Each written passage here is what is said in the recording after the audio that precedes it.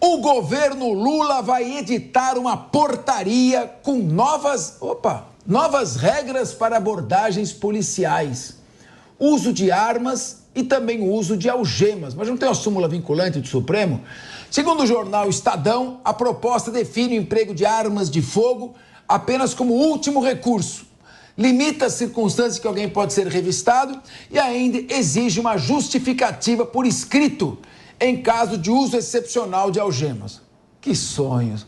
As regras também devem valer para guardas municipais. Segundo técnicos do governo, o objetivo é reduzir a letalidade das forças de segurança e provavelmente aumentar a letalidade nas forças de segurança, porque não vão poder usar arma de fogo. Eu vou deixar os nossos promotores para o final nesse tema, para eles discutirem. Vou começar entrando nessa questão mais de mérito e depois eles ficam com os outros aspectos. Vou com o Zé Milagre, o professor José Milagre. Professor José Milagre, tem já uma súmula vinculante, dizendo, e também decretos que regulamentam o uso de algema. A algema é usada quando é necessária, para impedir que a pessoa use de violência contra si própria ou contra terceiros. Está lá já. Agora, o uso de arma eu uso como último recurso. O que quer dizer? O que quer dizer isso, último recurso? Me defina, Zé Milagre. Último recurso. Não tem já um estudo da legítima defesa que já regula sobre isso? Eu vou te falar, desculpe, com todo respeito, parece mais uma narrativa. Me parece com certeza uma narrativa, um compromisso, eventualmente, de campanha. Atualiza-se normas de 2010 e com muito subjetivismo, né? Como o professor Capês bem colocou, como a gente define o último recurso? Eu quero deixar para quem está lá no front agora, defendendo a sociedade, definir o que é o último recurso, porque reduz a letalidade das polícias e aumenta a letalidade do crime.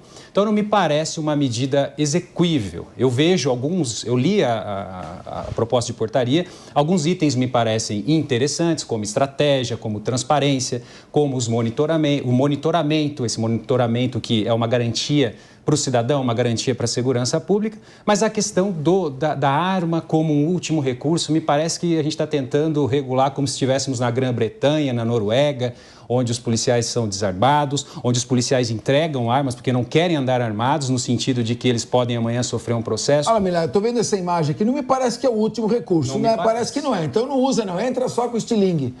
Exatamente isso. Não consigo entender qual vai ser a eficácia prática dessa norma. Como o professor Capês bem colocou, me parece mais um compromisso de campanha, algo que eu preciso editar sem eficácia. Quem sabe o que é o último recurso é quem está fazendo a segurança da sociedade. Eu queria perguntar ao doutor Silvio sobre a Operação Escudo. O senhor é promotor de combate ao crime organizado na Baixada Santista e a Operação Escudo foi uma operação da Polícia Militar. Claro que essa operação depois chegou, ou foi simultâneo planejamento, ou chegou ao conhecimento do Ministério Público, nos seus acertos e nos seus equívocos. Muito bem. Como é que dá para fazer uma operação como essa, em que tem dentro do morro na Baixada Santista um sniper que dá um tiro na cabeça de um policial da rota, mirando, atirando e matando, em que a polícia entra recebida a bala? O que seria o último recurso? Então, como é que se faz uma operação como essa, tendo a arma de fogo como último recurso? Tem a hipótese que o armamento tem que ser não letal, é só distribuir armamento não letal para a polícia. Agora, há outras hipóteses, como se combate o crime organizado dessa maneira? Qual a sua avaliação sobre essa operação? E fique à vontade para comentar aquilo que o senhor entender que seja cabível. Bom, vamos lá. Em relação à Operação Escudo, a gente lá, principalmente porque trabalhamos lá na região da Baixada Santista, acompanhou de perto, mas o Ministério Público não participou do planejamento da operação. Foi uma operação da Secretaria de Segurança e, no caso específico do GAECO, a gente não participou das investigações posteriores. Foi um outro grupo da área de segurança pública que atuou especificamente nesses casos. Mas, na linha do que você estava dizendo, realmente, lá na Baixada Santista, nós temos diversas áreas que não são só morros, mas também são favelas em áreas de palafitas, que simplesmente a Polícia Militar ela não consegue entrar sem o confronto. E não entra, então é o que eu falo. Não pode usar arma de fogo. Se trocar tiros, responde. Então eu pergunto, deixa o crime organizado onde ele está, então? A minha opinião pessoal é que não, a polícia tem que entrar. E tem que entrar com a força necessária. Eu não sei dizer sobre a realidade de outros estados, mas a Polícia Militar de São Paulo é extremamente preparada. As suas atuações têm procedimentos operacionais pré-definidos, que, como regra geral, são observados pelos policiais. Então, na linha do que já foi dito aqui, realmente parece assim mais uma espuma, na verdade, isso aí, né? Porque são procedimentos que já são regulamentados de uma forma até bem mais específica. É evidente que é uma espuma, quer dizer, por favor, não vamos brincar de segurança pública, segurança é assunto sério. Agora, doutora Tatiana, eu fui atualizar recentemente agora a última edição do meu livro de processo penal e eu vou levantando a jurisprudência para ficar o livrinho atualizado, né? E não é que eu tomo um susto, vejo um julgamento do STJ que eu tenho que colocar, tá lá. O sujeito tá na motinho dele, na rua. Aí ele vê um comando da Polícia Militar. Como ele tem arma, tem droga, ele fica com medo. O comando vai me pegar. Então ele fica desesperado, tenta fugir, sobe na calçada, bate, cai, depois tenta sair correndo. E é pego.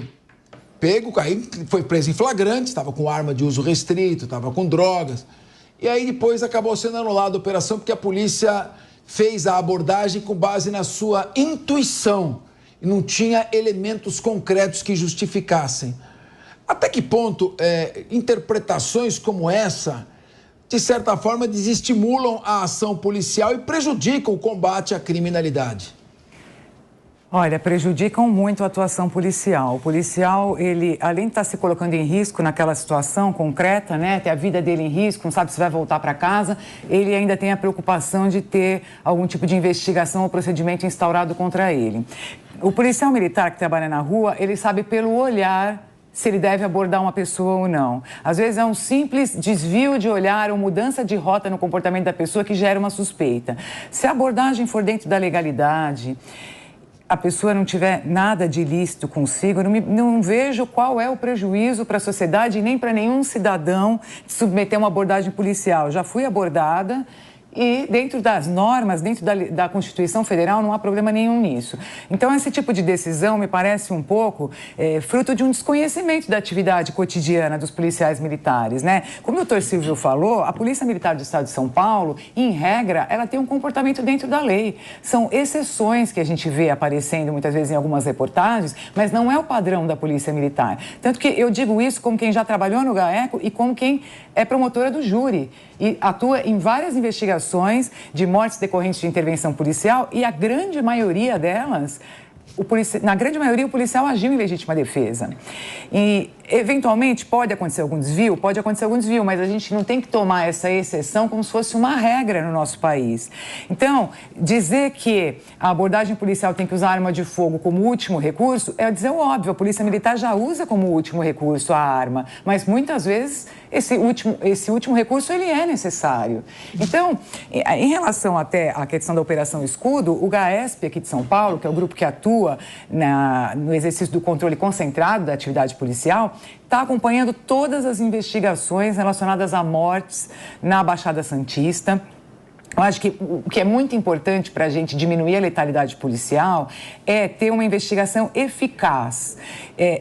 São os policiais saberem que, se eles se desviarem da rota, se eles se desviarem da legalidade, eles serão responsabilizados e punidos. Isso é muito mais importante do que simplesmente limitar de uma maneira genérica a atuação desses policiais na rua, porque isso não traz nenhum benefício para a sociedade. Mas a certeza da responsabilização no caso de culpa, isso sim pode ajudar a diminuir a letalidade.